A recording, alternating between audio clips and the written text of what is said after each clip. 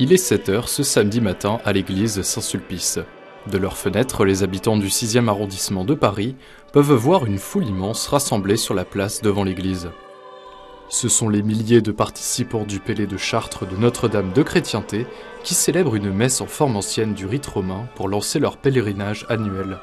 Cette année, un nombre particulièrement important de fidèles sont venus de différents pays, classes d'âge et sensibilités.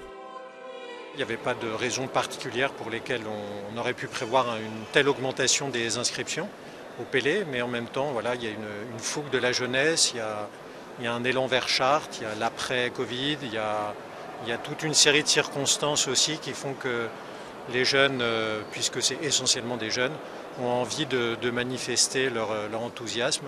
C'est vrai que parmi les pèlerins, il y a ceux qui connaissent bien déjà la liturgie traditionnelle, qui participent tous les dimanches.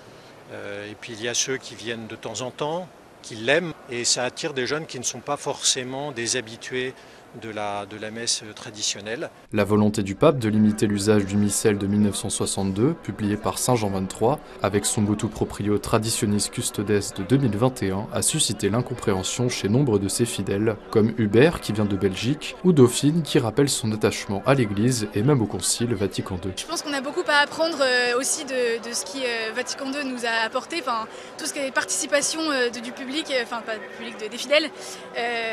Mais je pense qu'en effet, il y a énormément de richesse dans cette messe, dans le respect de l'Eucharistie, qui est d'ailleurs le thème de ce pèlerinage. Par rapport à ce qui se passe dans l'Église, c'est plus une souffrance en fait, d'incompréhension. Moi je pense qu'il y a une vraie incompréhension. Vraiment, il y a besoin que les gens se rendent compte, et tous ceux qui... au niveau des fidèles, ça se fait, comme je l'ai dit. Après, ce serait heureux qu'au niveau de l'Église, au niveau du clergé, donc les autres membres de cette Église, il y ait également cette démarche d'aller à la rencontre et de vivre ce qui se fait ici. À Igny, dans la prairie Saint-Nicolas, les pèlerins partis de Paris retrouvent les familles qui sont aussi venues en nombre vivre ce pèlerinage. C'est ma 2e édition, et à chaque fois je prends un de mes enfants parce que je suis dans le chapitre famille. Voilà, donc ça me permet de vivre un instant de prière et de communion avec un de mes enfants. C'est un moment de pause, on sort de sa vie et puis je pense que ça contribue à l'équilibre de nos pensées, de nos relations. Voilà. C'est à la base un pèlerinage très familial que moi j'ai fait depuis que je suis petite, et je voulais vraiment qu'on puisse vivre ça en famille, recevoir les grâces de l'Esprit Saint en famille. Et de montrer plus concrètement aux enfants l'Église dans sa dynamique et sa vie. Moi ce que j'aime ici c'est les messes, la possibilité de se confesser en pleine nature alors qu'on a un peu marché, qu'on a eu le temps de réfléchir à sa vie. Ce matin, on a marché à côté d'Allemands. Dans notre chapitre, c'est Notre-Dame d'Orient et d'Occident, donc on a des chrétiens d'Orient, des Libanais, tout ça. Et ça fait vraiment chaud au cœur, ça donne de l'espoir pour l'avenir. Je pense que notre génération, il y a vraiment quelque chose de nouveau. On a vraiment réussi à dépasser ce côté très clivant.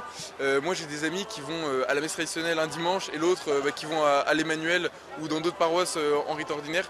Et aujourd'hui, c'est beaucoup moins tabou et les jeunes sont vraiment en recherche de quelque chose qui est transcendant.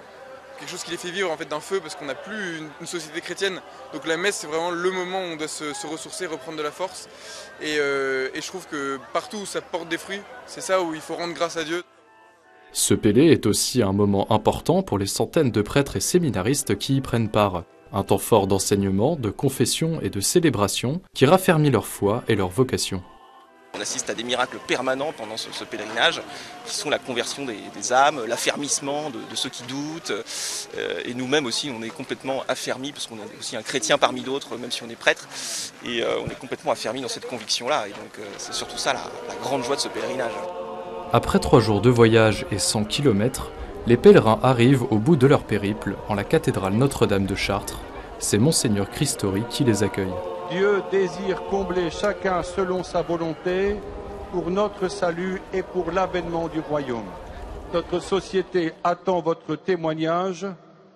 Aussi, soyez des cœurs brûlants de charité. Cette année, 16 000 fidèles ont participé à ce pèlerinage de la Pentecôte où l'Esprit Saint descend sur les disciples du Christ pour qu'ils soient divers mais unis dans la même annonce missionnaire.